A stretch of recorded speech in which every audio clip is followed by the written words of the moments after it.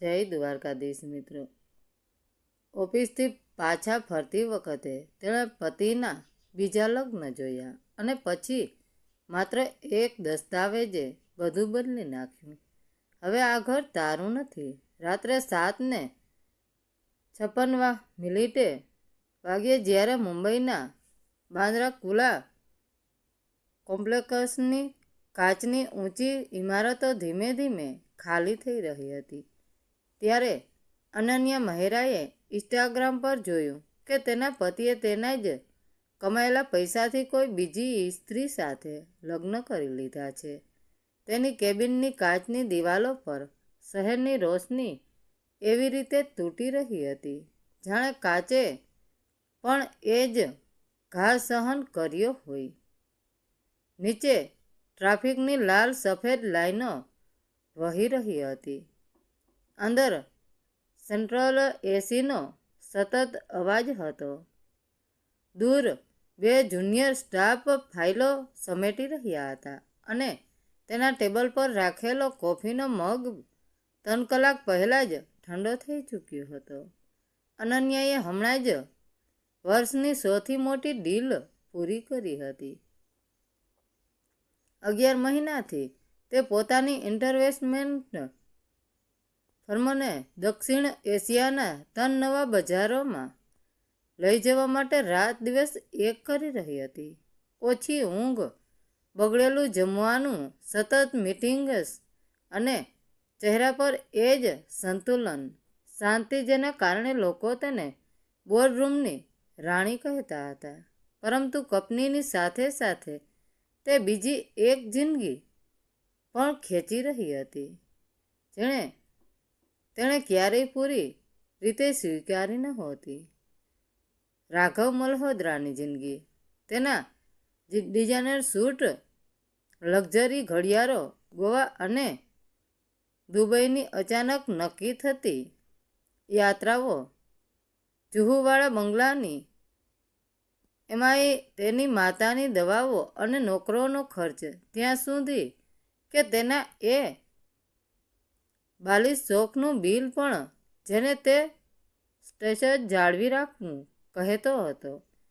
રાઘવ એટલા આરામનો આદી થઈ ચૂક્યો હતો કે હવે આભાર પણ નહોતો કહેતો. તે એ દોલતમાં એવી રીતે શ્વાસ લેતો હતો જાણે જન્મથી તેના પર તેનો જ હક હોય. પાર્ટીઓમાં હસતો, મોટા મોટા પ્રોજેક્ટની વાતો કરતો, એવા બિઝનેસ ડિનર આપતો જેમાંથી કશું જ પરિણામ ન આવતું, અને અનન્યાના નામનો એવી રીતે ઉપયોગ કરતો જાણે ખિસ્સામાં રાખેલા કાર્ડનું બેલેન્સ જોવાની ક્યારેય જરૂર ન પડે.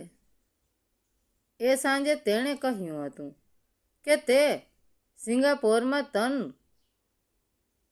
કોન્ફરન્સમાં વ્યસ્ત રહેશે.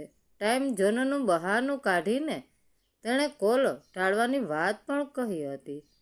થાકેલી હોવા છતાં અનન્યાએ થોડી મિનિટો પહેલાં તેને એક મેસેજ મોકલ્યો હતો. તેણે માત્ર એટલું જ લખ્યું હતું કે પોતાનું ધ્યાન રાખજે, તે તેને યાદ કરી રહી છે. મેસેજ તરત ડિલિવર થઈ ગયો પણ જવાબ ન આવ્યો. દિલમાં ઉડતી બેચેનીને 20 સેકન્ડ માટે ભટકાવવાના ઈરાદાથી તેણે ઇન્સ્ટાગ્રામ ખોલ્યું. સૌથી ઉપર પોસ્ટ હતી સાવિત્રી મલ્હોત્રાની, તેની સાસુ, જે વર્ષોથી અનન્યાના પૈસા પર જીવતી આવી હતી છતાં તેને ક્યારેય પોતાના દીકરાને લાયક નહોતી માનતી. તસવીર કોઈ પ્રોફેશનલ ફોટોગ્રાફરે ખેંચી હતી. સફેદ ફૂલો, સોનેરી લાઇટો, ઉઠેલા ગ્લાસ, વિજયી શ્રીમંત. વચ્ચે રાઘવ ઊભો હતો, હાથીદાંત રંગની શેરવાનીમાં, એટલો હળવો, એટલો ખુશ, એટલો જીવંત જેટલો તે ઘણા સમયથી અનન્યા સાથે ક્યારેય દેખાયો ન હતો. તેની બાજુમાં નૈના અરોરા હતી. અનન્યાની જ કંપનીમાં કામ કરતી જુનિયર એનાલિસ્ટ એ જ છોકરી જેને અનન્યાએ ઇન્ટરવ્યૂ પછી તક આપી હતી, ટ્રેન કરી હતી અને ઘણા સિનિયર અધિકારીઓ સામે તેનો બચાવ કર્યો હતો. જ્યારે તેણે તેની નાની ઉંમર અને અનુભવીની કમી પર સવાલો ઉઠાવ્યા હતા. અનન્યાએ સફેદ લહેંગો પહેર્યો હતો. તેની હથેળી તેના પેટ પર ટકેલી હતી. અનન્યાની આંગળીઓ ધ્રુજવા લાગી. તેણે તસવીરને ઝૂમ કરી. ત્યાં રાઘવની બહેનો હતી, કાકા બાપાના છોકરાઓ હતા, પિતરાઈ ભાઈઓ હતા, પારિવારિક મિત્રો હતા અને બે એવા લોકો પણ હતા જેઓ થોડા મહિના પહેલા જુહુના એ જ બંગલામાં તેમની લગ્નની વર્ષગાંઠ પર જામ છલકાવી ચૂક્યા હતા. તસવીર નીચે સાવિત્રીએ લખ્યું હતું, મારા દીકરાએ આખરે પોતાની સાચી ખુશી પસંદ કરી લીધી. આ વખતે તેણે સાચો નિર્ણય લીધો અને બહુ જલ્દી પરિવારનો અસલી વારસદાર આવવાનો છે. વારસદાર, આ શબ્દ તેના ગળામાં સૂકી આગની જેમ ઉતર્યો. સાવિત્રીએ તેને ક્યારેય માફ નહોતી કરી કે તે માતા નહોતી બની શકી. તેને ક્યારેય એ વાતનો ફરક નહોતો પડ્યો કે અનન્યાએ 2 વાર ગર્ભ ગુમાવ્યો હતો. 2 એવા દુઃખ જેમાંથી તે ચૂપચાપ એકલી પસાર થઈ હતી. જ્યારે રાઘવે દરેક વખતે અસહ્ય થઈને નજર ફેરવી લીધી હતી, જાણે કોઈ બીજાનું દુઃખ માત્ર ત્યાં સુધી દુઃખદ હોય જ્યાં સુધી તે તેના પોતાના આરામમાં અડચણરૂપ ન બને. અનન્યાએ તરત કોલ લગાવ્યો. બીજી રિંગ પર ફોન ઉપડી ગયો. બીજી તરફ એ જ ઠંડી, અપમાનિતથી ભરેલી શાંતિ હતી. સાવિત્રીએ જરાય અચકાયા વિના કહ્યું કે નૈના ગર્ભવતી છે અને એક માણસને વંશ જોઈએ, માત્ર બેંક બેલેન્સ નહીં. થોડા મહિના પહેલા સુધી આ વાક્ય અનન્યાને તોડી નાખતું, પરંતુ એ રાત્રે તેની અંદર કશું તૂટ્યું નહીં, પરંતુ જામી ગયું. વર્ષોથી બધાએ તેની ઉડાણને તેની નબળાઈ સમજી લીધી હતી. તેની ધીરજને મજબૂરી, તેની શિસ્તને ફરજ, તેની ઉદારતાને અંતહીન સાધન. રાઘવ, સાવિત્રી બધાએ એવું જ માની લીધું હતું કે અપમાનિત થયા પછી પણ અનન્યા ખર્ચ ઉઠાવતી રહેશે. પણ તેઓ એક વાત ભૂલી ગયા હતા. જુહુનો બંગલો, કંપનીમાંથી આવતા ફંડ, રોકાણ, ગાડીઓ, વધારાના કાર્ડ, વિદેશી ખાતાઓ, ત્યાં સુધી કે રાઘવના નામે દેખાતી ઘણી બધી સુવિધાઓ, પણ બધાની અસલી દોર અનન્યાના હાથમાં હતી. તે કાનૂની માલકણ હતી. કંપનીઓ, ટ્રસ્ટ અને સુરક્ષિત ખાતાઓમાં તેણે પ્રેમને ક્યારેય સંપત્તિ સાથે ભેળવ્યો નહોતો. એ રાત્રે તે ઘરે ન પાછી ફરી. મરીન ડ્રાઈવ પાસેની એક લક્ઝરી હોટેલના સિક્યુરિટીમાં પહોંચીને તેણે પોતાના વકીલ, પોતાના નાણાકીય સલાહકાર અને પોતાની કંપનીના લીગલ હેડને એક એક કરીને કોલ કર્યો. રાત્રે 12:40 સુધીમાં રાઘવની પહોંચ, એક પણ સંયુક્ત ખાતા, એક પણ એડ ઓન કાર્ડ અને એક પણ કોર્પોરેટ અધિકાર પર બચી નહોતી. પછી તેના વકીલનો મેસેજ આવ્યો. જુહુવાળા બંગલા માટે એક ખરીદનાર તૈયાર હતો, જે રેકોર્ડ સમયમાં સોદો પૂરો કરી શકે તેમ હતો. ત્યારે અનન્યાએ પહેલીવાર મલકાઈ, કારણ કે તેને સમજાઈ ગયું હતું કે રાઘવ હજુ પણ એ નહોતો જાણતો કે તેનું હનીમૂન એ દરવાજા પર પૂરું થવાનું છે, જેની ચાવી હવે ક્યારેય તેની પાસે નહીં હોય. આવતા 2 દિવસો સુધી અનન્યાએ ન કોઈ સપટસ કરી, ન કોઈ પોસ્ટર મૂકી, ન કોઈ અફવાનો જવાબ આપ્યો. તેને સમજાઈ ચૂક્યું હતું કે જ્યારે અપમાનિત થયેલી સ્ત્રી રડવાનું બંધ કરી દે છે, ત્યારે તેનું મૌન સૌથી મોટું ડર બની જાય છે. બીજી તરફ સાવિત્રી નવી શરૂઆતના કટાક્ષભર્યા મેસેજ મૂકતી રહી. નૈનાના તસવીરોમાં એ જ હકથી મલકાતી રહી, જાણે તેણે કોઈ તાજ જીતી લીધો હોય. આ તરફ જુહુવાળો સોદો સર્જિકલ ચોકસાઈથી આગળ વધ્યો. એક ઉદ્યોગપતિ જે લાંબા સમયથી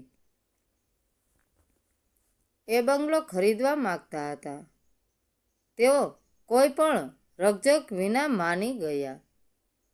3 દિવસ પૂરા થતા પહેલા જ કાગળો બદલાઈ ગયા. રકમ અનન્યાના અંગત ખાતામાં પહોંચી ગઈ અને સંપત્તિ કાયદાકીય રીતે તેના હાથમાંથી નીકળીને કોઈ બીજાની થઈ ગઈ.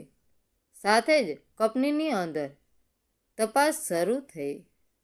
અનન્યાએ કાંઈ જ ઉપજાવી કાઢ્યું ન પડ્યું. નૈનાના કોન્સ્ટ્રક્ટરમાં હિતોના સંઘર્ષ, રિપોર્ટિંગ માળખું છુપાવવામાં અને કંપનીના સંસાધનોના દુરુપયોગ પર કડક શરતો હતી.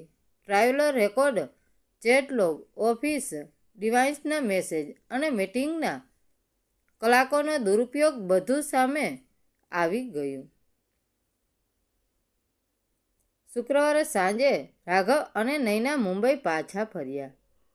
2 મોટી સુટકેસ, એક હેન્ડબેગ અને ચહેરા પર એ જ ઘમંડ લઈને તેઓ જુહુના કાળા બજાર સુધી પહોંચ્યા.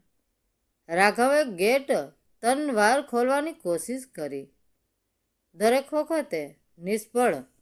પછી એક નવો સિક્યુરિટી ગાર્ડ આવ્યો અને શાંતજા અવાજે જણાવ્યું કે સંપત્તિ તેની કાનૂની માલકણ દ્વારા વેચી દેવામાં આવી છે અને અંદર ઘૂસવાની કોઈ પણ કોશિશ ગેરકાયદેસર પ્રવેશ ટ્રેસપાર્કિંગ ગણાશે. રાઘવનો ચહેરો એવો ઉતરી ગયો, જાણે દુનિયાએ અચાનક ભાષા બદલી નાખી હોય.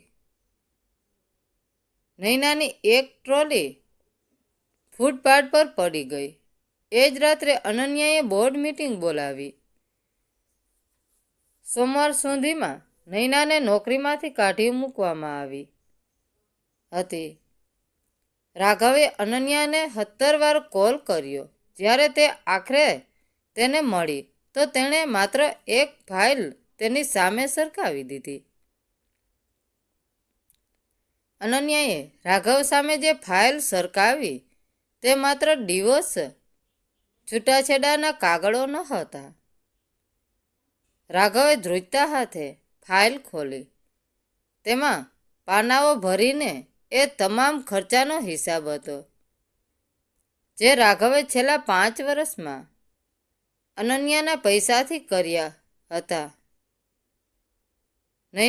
નૈનાના સાથેની ગોવા અને દુબઈની ટ્રીપના બિલ, સાવિત્રી મલ્હોત્રાના ક્રેડિટ કાર્ડના સ્ટેટમેન્ટ અને રાઘવના એ કહેવાતા બિઝનેસ પ્રોજેક્ટના નામે ઉડાવેલા લાખો રૂપિયાનો કાચો ચીઠ્ઠો તેમાં હતો. અનન્યા, પ્લીઝ મારી વાત સાંભળ. રાઘવનો અવાજ હવે એ ઘમંડી પતિનો નહોતો, પણ એક લાચાર માણસ જેવો થઈ ગયો હતો. નૈનાના એક ભૂલ હતી. હું બધું સુધારી દઈશ. તું જે કહીશ એ હું કરીશ. આપણે ફરીથી શરૂઆત કરીએ. અનન્યાએ પોતાની કોફીનો ઘૂંટડો ભર્યો અને એકદમ શાંતિથી કહ્યું, રાઘવ, તારી ભૂલ નૈના નહોતી. તારી સૌથી મોટી ભૂલ એ હતી કે તે મારી ધીરજને, મારી નબળાઈ અને મને મૂર્ખ સમજવાની ભૂલ કરી. આ ફાઇલમાં છેલ્લા મ્યુચ્યુઅલ ડિવોર્સના પેપર છે. જો તું અત્યારે જ ચૂપચાપ સહી કરીશ તો તું તારા થોડા કપડાં લઈને જઈ શકીશ. પણ જો તે આનાકાની કરી અથવા ભવિષ્યમાં એલિમોની જીવન નિર્વાહનો ભથ્થું માગવાની કોશિશ કરી તો આ બધા ફ્રોડ અને કંપનીના ફંડના દુરુપયોગના પુરાવા હું પોલીસને આપી દઈશ અને તું કાલે સવારે જેલના સળિયા પાછળ હોઈશ. રાઘવના ચહેરા પર પરસેવો વળી ગયો. તેના પગ નીચેથી જમીન ખસી ગઈ હતી.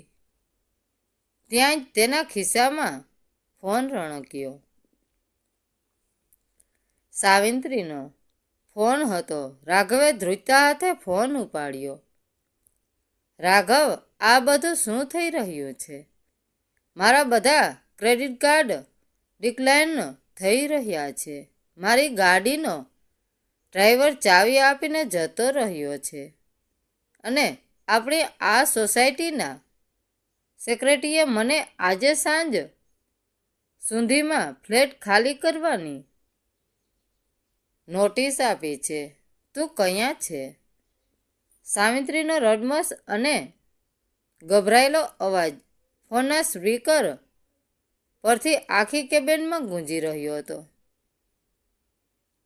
અનન્યાએ આગળ ઝૂકીને રાઘવના હાથમાંથી ફોન પોતાના હાથમાં લીધો. હેલો સાસુમાં, હું અનન્યા બોલું છું. મેં એ ફ્લેટનું ભાડું ચૂકવવાનું બંધ કરી દીધું છે. હવે હું તમારી કોઈ જવાબદારી નથી ઉઠાવવાની. અને હા, તમારા દીકરાના નવા વારસદાર માટે કોઈ સરકારી કે સસ્તી હોસ્પિટલ શોધી લેજો, કારણ કે હવે મારું કોર્પોરેટ મેડિકલ ઇન્સ્યોરન્સ તમને કે તમારા દીકરાને કવર નહીં કરે. સામે શેડે સ્મશાન શાંતિ છવાઈ ગઈ. અનન્યાએ ફોન કટ કરી દીધો અને ટેબલ પર મૂકી દીધો. રાઘવ હવે સમજી ચૂક્યો હતો કે તેના હાથમાં કોઈ રસ્તો બચ્યો નથી. તેણે કોઈ દલીલ કર્યા વિના ધ્રુજતા હાથે પેન ઉઠાવી અને છૂટાછેડાના કાગળો પર સહી કરી દીધી. ફાઇલ બંધ કરીને અનન્યા ઊભી થઈ. તેણે રાઘવ સામે છેલ્લી વાર જોયું. તમારો વારસદાર અને તમારો અહંકાર બંને તમને મુબારક, રાઘવ. અને હા, હવે સમાજમાં સ્ટેટસ જાળવી રાખવા માટે જાતે કમાતા શીખી લેજો. અનન્યા પોતાની ડિઝાઇનર બેગ લઈને કેબિનની બહાર નીકળી ગઈ. પાછળ કાચની દિવાલો વચ્ચે રાઘવ એકલો બેઠો હતો. પૈસા, પત્ની, ઘર, સ્ટેટસ અને આબરૂ બધું જ ગુમાવીને જ્યારે અનન્યા ઓફિસની બહાર નીકળી ત્યારે મુંબઈની હવા તેને પહેલા કરતાં વધુ શુદ્ધ લાગી રહી હતી.